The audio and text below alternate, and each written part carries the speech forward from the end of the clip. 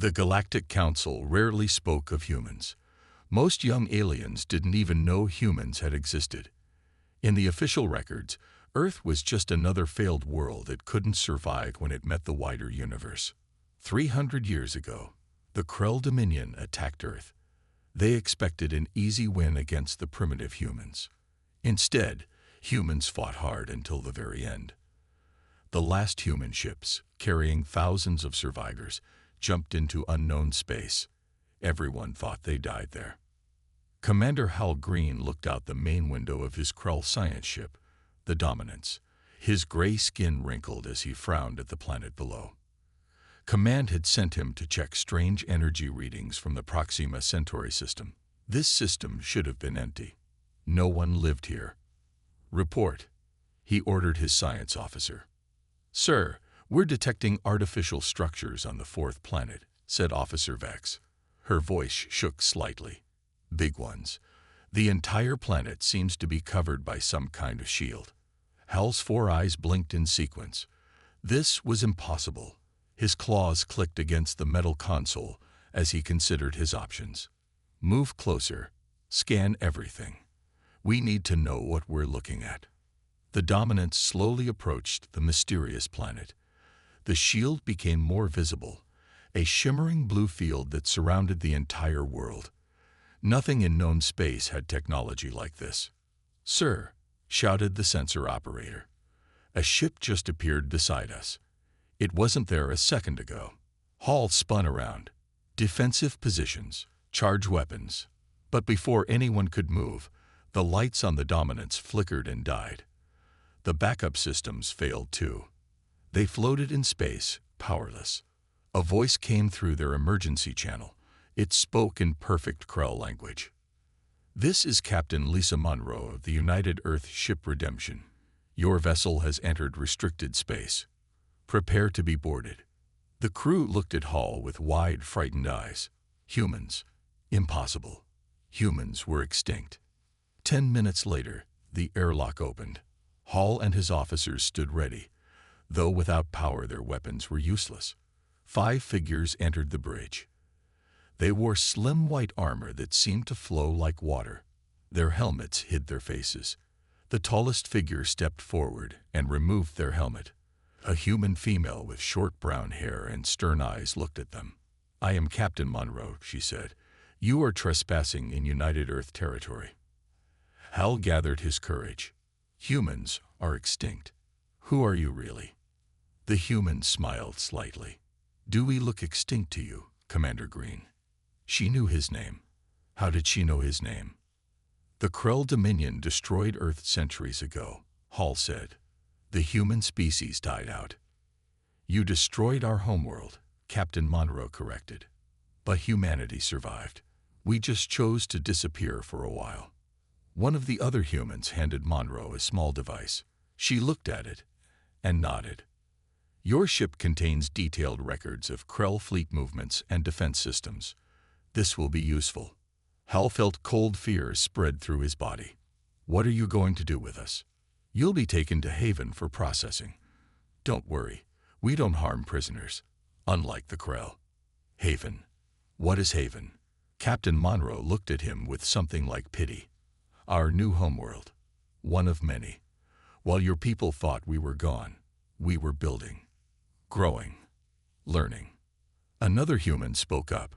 Captain, we should go. Their distress signal might bring others. Monroe nodded. Prepare them for transport. As the humans led the Krell crew from their ship, Hal saw the human vessel through a window. It was beautiful and strange. Sleek white metal with blue lights that seemed to pulse like a heartbeat. It had no visible engines or weapons, yet it had disabled his ship in seconds. How? He asked. How did humans become so advanced so quickly? Captain Monroe paused. When you have nothing left to lose, Commander, you either give up or you transform. We chose the latter. She looked him directly in the eyes. And now we're coming home. Hall suddenly understood what was happening. This wasn't just a chance encounter. This was the beginning of something terrible. The humans had returned. and they were no longer the primitive species the Krell had conquered centuries ago. 300 years earlier, Admiral Richard Bell stood on the bridge of the last human ship, the Hope. Behind them, Earth burned. The Krell ships chased them through space, determined to finish what they started. "We have no choice," Richard said to the gathered officers. "We jump now, or we die here." "But sir," said his second-in-command, "the drive isn't fully tested. We don't know where we'll end up." Richard looked at the screen showing the 50 ships carrying the last humans in existence, over 200,000 souls depending on his decision. "Better the unknown than certain death," he said. "Send the jump signal." The fleet vanished into the darkness between stars, using technology the Krell didn't know humans possessed. When they emerged, they found themselves near an unknown yellow star with a perfect blue planet. "We'll call it Haven," Richard said, "and no one will ever find us here." The early years were hard. The survivors built simple homes and planted crops. They saved every piece of technology they had brought with them. Richard created a plan that would guide humanity for centuries: hide, build, and one day return. 50 years later, Dr. Kate Williams walked through the science complex on Haven. At 72, she was still sharp and full of energy. The complex covered most of what had once been called North Haven, a vast city of labs and research centers. She entered the main testing chamber where her team waited. A small metal device sat on a table in the center of the room. "Is it ready?" she asked. Her assistant, Jake, nodded. "All tests are positive. This is the breakthrough we've been waiting for." Kate touched the device gently. This small thing would change everything for humanity. The quantum displacement drive would allow ships to move instantly across any distance. No more slow travel between stars. No more hiding from the galaxy. "Begin final testing," she ordered. "I want a working prototype on a ship within 1 month." That night, Kate attended the council meeting. The 12 leaders of Haven gathered in the round chamber that had served as humanity's government center for 3 centuries. "The quantum drive works," she told them. "We can now travel anywhere in the galaxy without detection." The room was silent for a moment. Then Governor Peter Allen spoke. "After 300 years, we are finally ready. The Krell think we are extinct. They have no idea what we've become." On the viewing screen, images of Haven appeared. The planet was now home to 5 billion humans, all descendants of the original survivors. Massive cities covered parts of the surface, but most of their civilization existed underground or in orbit. They had built something remarkable from the ashes of defeat. The screen changed to show their fleet. Thousands of ships, each more advanced than anything the Krell could imagine. Built with technology created through centuries of focused research without outside interference. "We start with reconnaissance," said Military Commander Maria Collins. "Small teams will enter known space to gather information. We need to know what we're facing before we reveal ourselves." Kate watched as the council voted unanimously to approve the mission. After centuries of preparing, humanity was about to step back onto the galactic stage.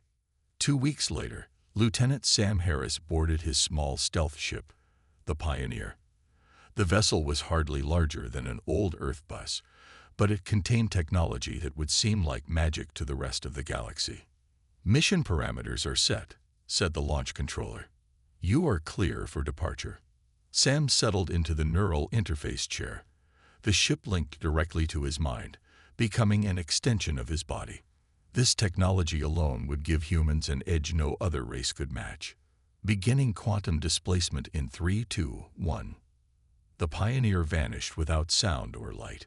Sam felt the strange sensation of being everywhere and nowhere at once. Then he was back in normal space, orbiting an unfamiliar world. The ship's sensors immediately began collecting data. What they found shocked Sam to his core.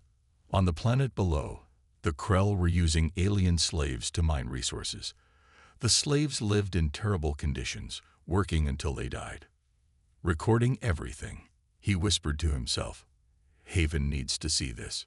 He didn't know it yet, but what Sam discovered on this first mission would change humanity's plans completely. They had prepared to return for revenge. Instead, they would return as liberators. Sam Harris moved his small ship carefully between the busy space lanes. The Pioneer was invisible to Krell sensors, but he still felt nervous in the heart of enemy territory.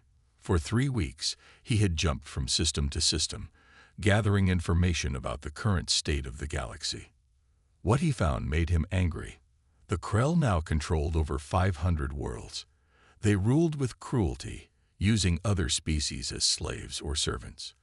And everywhere Sam went, he saw the same thing: statues and images showing the defeat of Earth. The Krell used humanity's destruction as a warning to anyone who might resist them. "This next jump will take us to Tarax system," Sam said to his ship's computer. "Ready for displacement." The ship disappeared and reappeared near a green planet. According to old records, this world had been home to the peaceful Taraxians.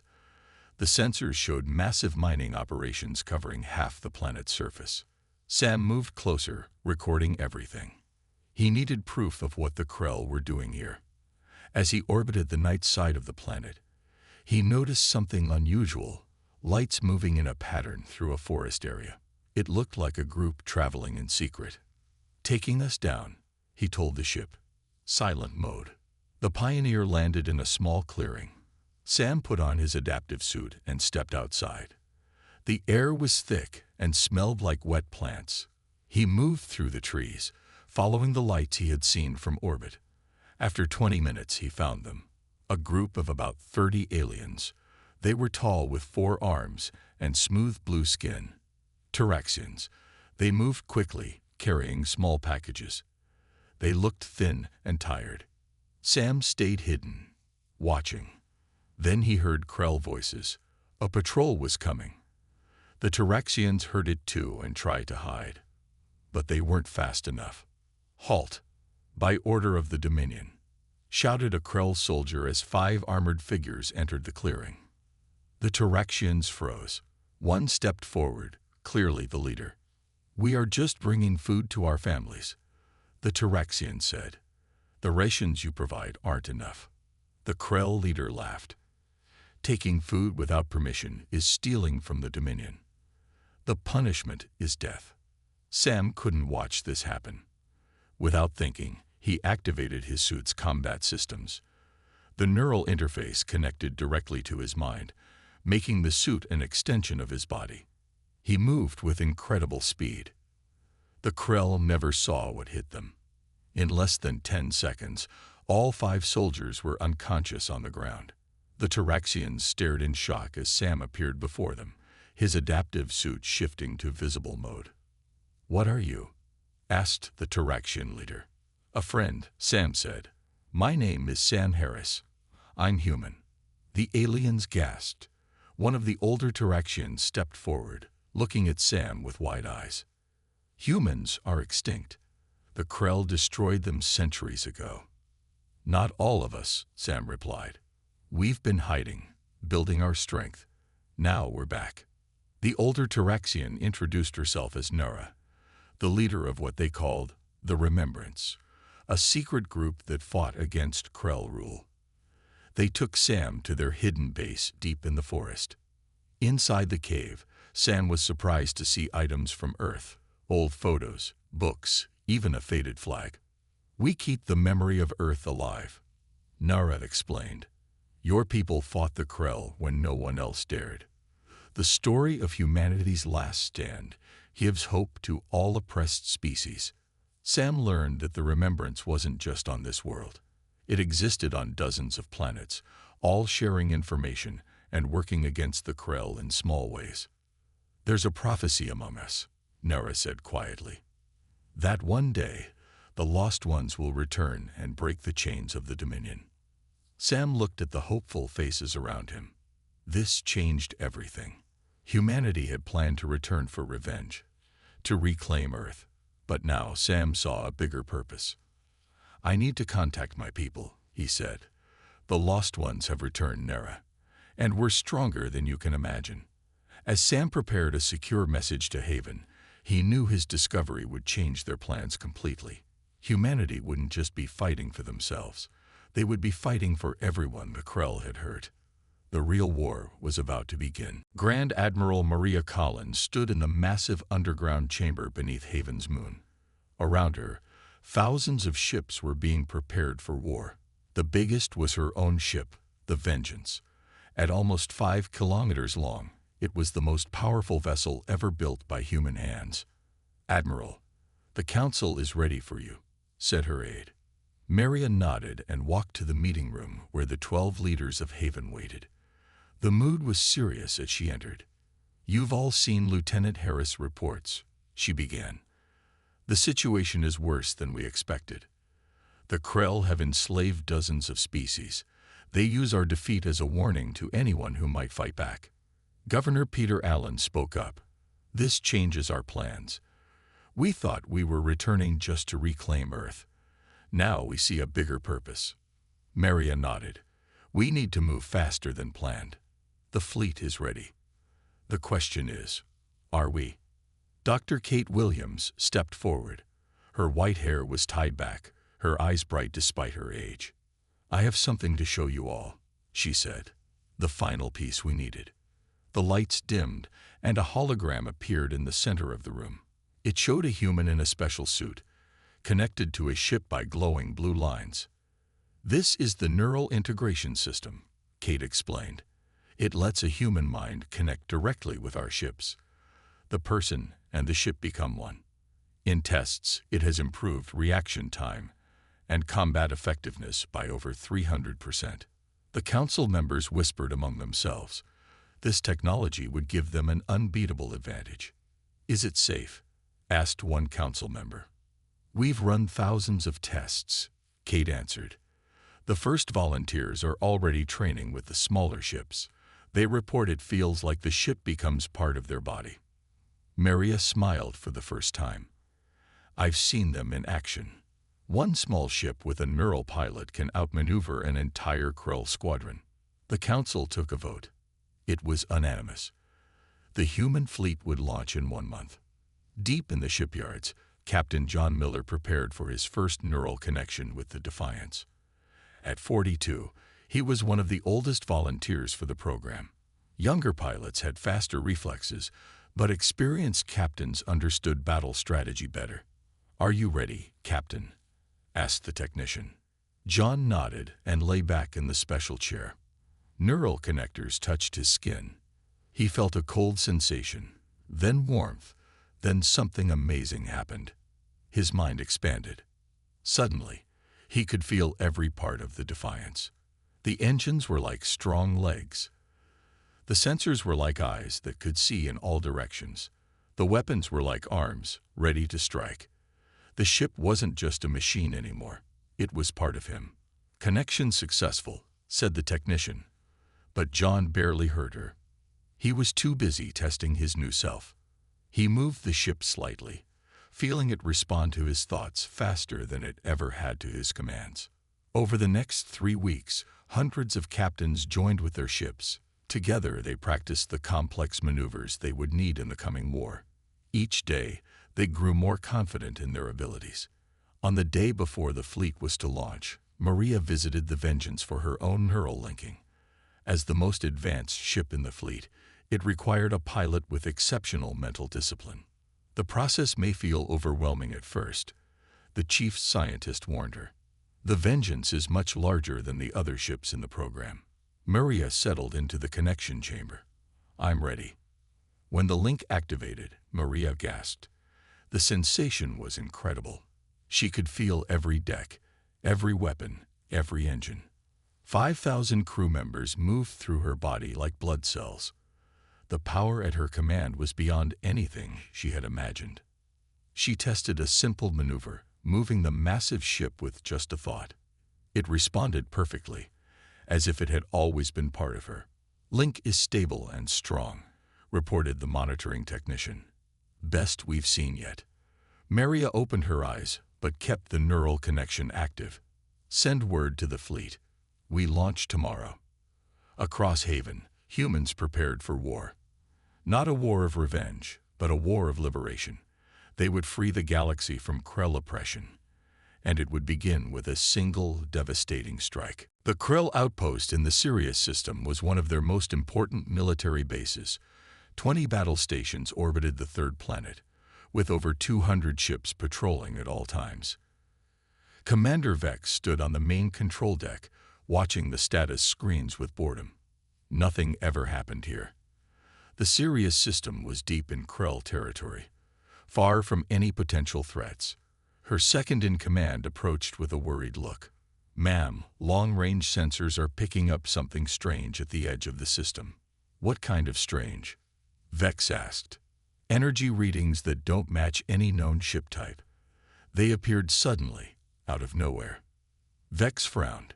"Show me." The screen changed to show empty space, then suddenly lit up with dozens of unknown objects moving toward them. "Send out alert signal," Vex shouted. "All ships to defensive positions." Before her orders could be carried out, the communication system crackled. A calm human voice spoke in perfect Krell language. "This is Captain John Miller of the United Earth Ship Defiance. Your outpost is now surrounded. Surrender or be destroyed." Vex stared at the screen in shock. "Humans. Impossible." "This is a trick," she told her crew. "The humans were wiped out centuries ago. Prepare all weapons." The Krell ships moved to engage the approaching vessels, but something strange happened. The human ships didn't move in normal patterns. They appeared and disappeared, jumping short distances instantly. Krell targeting systems couldn't lock onto them. From his neural link on the Defiance, John felt rather than saw the Krell weapons fire. He moved his ship, his body, with impossible speed, dancing between enemy shots. Around him, 50 other neural-linked ships did the same, attacking with perfect coordination. "All ships, focus fire on their command station," John ordered through the shared neural network. 50 quantum weapons fired simultaneously. The Krell command station exploded in a flash of blue light. Without central coordination, the Krell ships fell into confusion. On the planet below, the human ground forces appeared directly inside the main Krell base. Their adaptive suits made them nearly invisible as they moved through the corridors. The neural links connected each soldier to their squad leader, allowing them to move and fight as one. Lieutenant Emma Ford led her team toward the central computer core. Unlike the ships, ground soldiers maintained individual control while sharing tactical information through their neural network. Moving to position Alpha, she vocalized, the neural link carrying her words to her team.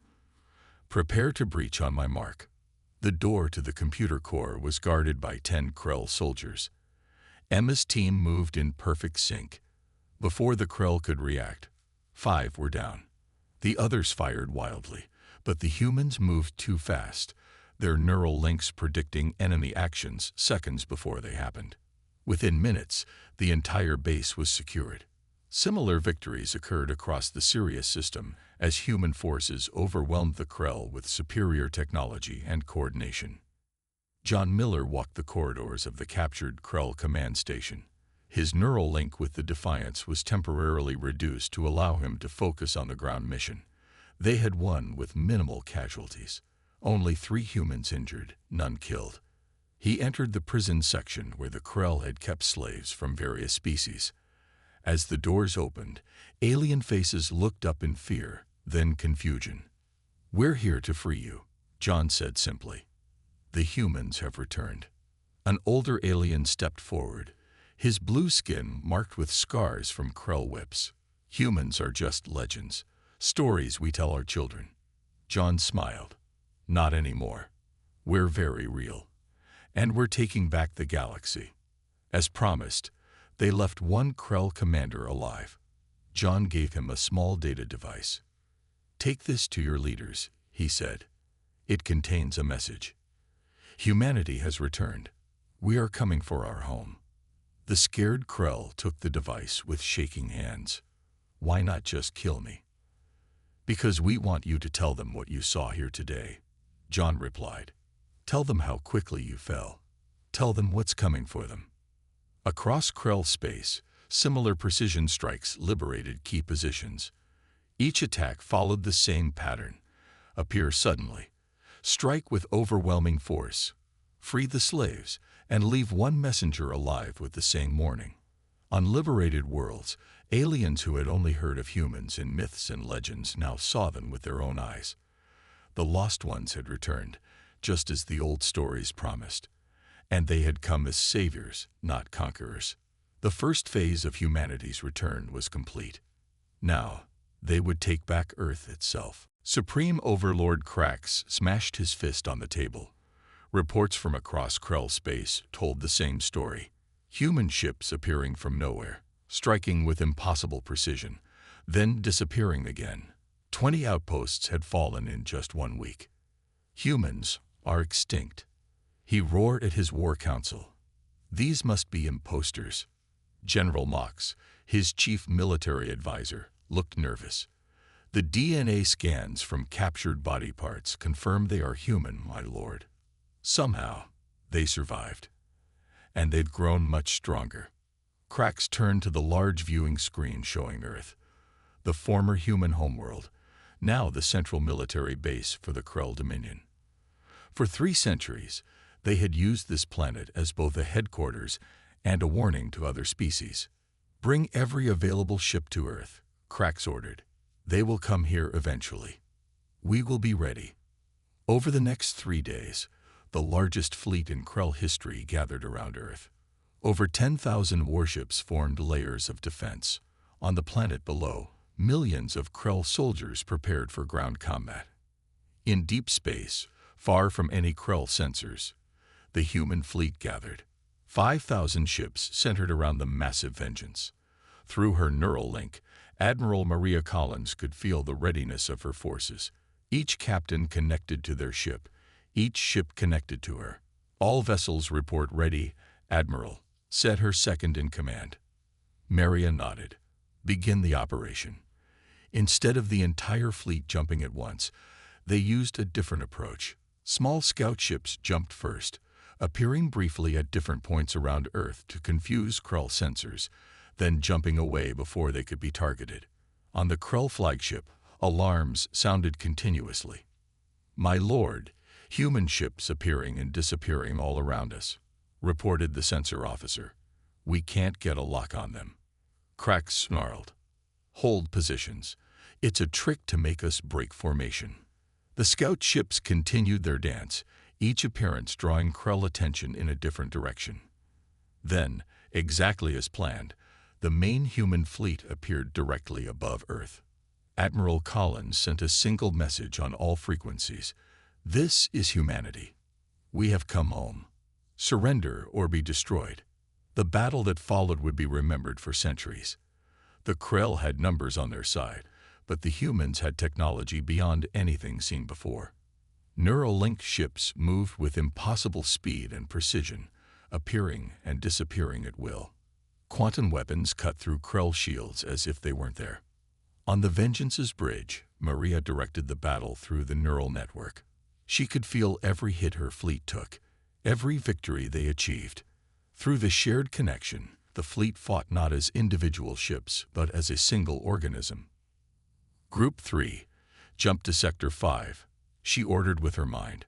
Group 7, targeting support on the Krell dreadnoughts. The Krell fought back with desperate fury. They launched thousands of fighters, fired planet-based weapons, even sacrificed their own ships as shields. For hours, the battle raged across Earth orbit. Slowly, the superior human technology began to win. Krell ships fell by the hundreds. Their formations broke apart as the neural-linked human vessels outmaneuvered them at every turn. On his flagship, Overlord Krax watched in horror as his fleet was decimated. This was impossible. Humans were primitive. They had been easily defeated centuries ago. How could they return with such power? My lord, said his second-in-command, we must retreat. Never. Krax shouted, I will not surrender the human world. But it was too late.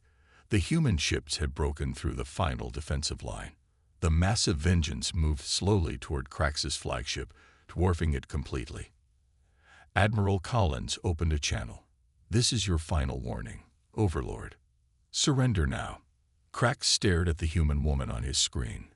Her eyes showed no hatred, just determination. "You cannot win," he said. "Even if you take Earth, the Dominion will destroy you." Collins smiled slightly. "Your Dominion is already falling, Krax. We've liberated 30 worlds in the past week alone. Your slaves are revolting everywhere. It's over." As Krax prepared a final desperate attack, Collins gave the order. Precision quantum beams struck his ship's engines and weapons, leaving it disabled but intact. "Prepare for boarding," she told her forces. "The liberation of Earth begins now." Commander Ryan Parker led the first team to land on Earth in 300 years. They touched down near what had once been New York City. The area looked nothing like the ancient pictures. Massive Krell buildings rose into the sky, their sharp angles and dark metal a stark contrast to the rounded human buildings of old. The oceans had been partly drained, leaving wide muddy areas where water had once been. "Secure the landing zone," Ryan ordered his team. Though the orbital battle was won, Krell ground forces still controlled the planet. His team moved with the smooth coordination that came from their neural links. 20 soldiers working as one unit. They quickly cleared the area, meeting only light resistance. Most Krell troops had surrendered when their orbital forces fell. "Area secure," Commander reported his second-in-command. Ryan looked at the strange landscape that had once been humanity's home. "Begin the search pattern. Look for anything that might help us understand what happened to Earth after we left." Teams from other landing ships reported similar findings. Earth had been transformed to suit Krell needs. The atmosphere was slightly different. The plant life changed. But the planet still lived beneath the alien structures. Ryan's team moved through the ruins of old human buildings that had been preserved as a sort of museum, a memorial to the species the Krell believed they had destroyed. In what had once been a subway station, Ryan's sensors detected something unusual. "I'm getting strange readings from below us," he said. "There's a sealed area under this floor." His team quickly found the hidden entrance. It was old human technology, not Krell. Someone had hidden this place long ago. When they opened it, they found stairs leading down to a massive bunker. "This is impossible," whispered one of his team. "This has been here for centuries." The bunker looked like it was still in use. Lights came on as they entered. The air was clean. And then they saw them. Stasis pods. Hundreds of them, each containing a sleeping human. Ryan approached the central computer. It activated at his touch, recognizing human DNA. "Welcome," said a computerized voice. "Emergency Protocol 7 has been in effect for 297 years. Do you wish to begin revival procedures?" Ryan could hardly believe what he was seeing. "Yes," he said. "Begin revival." The pods began to open one by one. The people inside were from the original Earth, put into stasis just before or during the Krell invasion. Not all humans had fled. Some had hidden, preserving a direct connection to Earth's past. An elderly woman was one of the first to wake. Her name was Eleanor Brown, and she had been just a child when the Krell came. Now, despite centuries in stasis, she appeared as she had been when she entered, an old woman who remembered Earth before its fall. "You came back," she said to Ryan, her voice weak but clear. "We always believed you would." As more of the stasis survivors woke, Ryan learned they had hidden something precious, complete cultural and historical records of humanity from before the fall. Music, art, literature, scientific knowledge, all preserved perfectly. Admiral Collins arrived to meet the survivors. Eleanor presented her with an old metal box. Inside was a flag, the original flag of United Earth, preserved for centuries. "We kept everything we could," Eleanor told her. "We knew someone would need to remember the truth about us." News of the Earth's liberation spread quickly across the galaxy. The Galactic Council, long dominated by Krell influence, called an emergency meeting. They expected to meet desperate human refugees. Instead, they found a technologically superior power that had already freed half the known worlds. Captain Lisa Monroe represented humanity at the council. She didn't come with threats or demands. Instead, she offered membership to all liberated races in a new alliance based on mutual protection and technological exchange. Humanity doesn't seek to replace one empire with another, she told the council.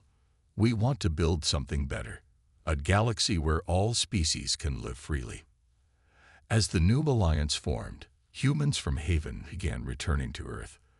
The process of healing the planet would take generations, but they had time now. Admiral Collins stood on a cliff overlooking what had once been the Pacific Ocean. The water level was slowly rising as humans worked to restore Earth's natural systems. We left as refugees, she said quietly to Dr. Kate Williams, who stood beside her. We returned as something more. Not conquerors, Kate replied, but guardians. Across the stars, the story spread quickly. Humanity had fallen long ago, but now they had returned, more powerful than ever. And they brought with them the most powerful force in the universe, hope.